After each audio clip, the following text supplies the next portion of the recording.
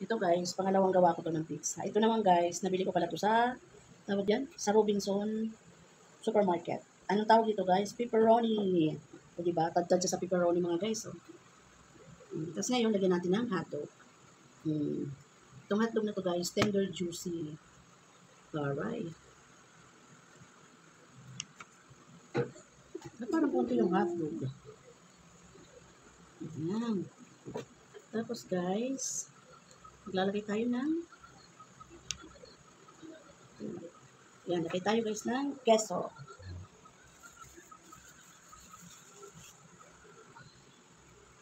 Lagay na tayo guys ng keso. Ito ang ating pizza bread pepperoni. Pepperoni ni Manay Vlogs. Nung nakaraan guys, ano naman yung longganisa ang nilagay natin. Ito guys, ang gamit kong keso, 8 cheese. Ayan. Tapos, lagyan natin mga guys ng keso. White onions. Kasi nung nakaraan mga guys, ang gamit ko, yung pulang sibuyas.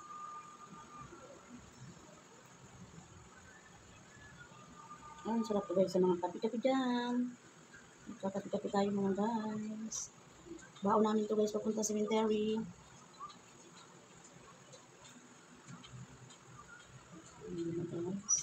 Ang dami na guys ng sibuyas. Tama na yan. Saka hindi nakainin ng mga bata. Ito naman guys yung ating bell pepper. Ayan. Ayan, diba? So guys. Lagyan natin guys pala ng pineapple tidbits. Kung kakalimutan ni Manay mga guys. Nasa harapan ko na to guys, nakakalimutan ko pa. Tapos magdagdag tayong keso. Magbukas ako ng isa pa ulit mga guys. Yung malaglag. Ito guys yung isang maliit lang tong maliit na pouch. Yung pinakamaliit na pouch ng pineapple tidbits.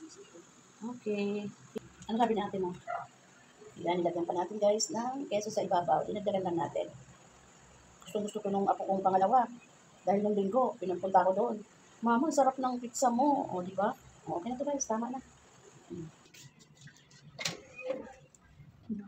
Sarado na siya guys.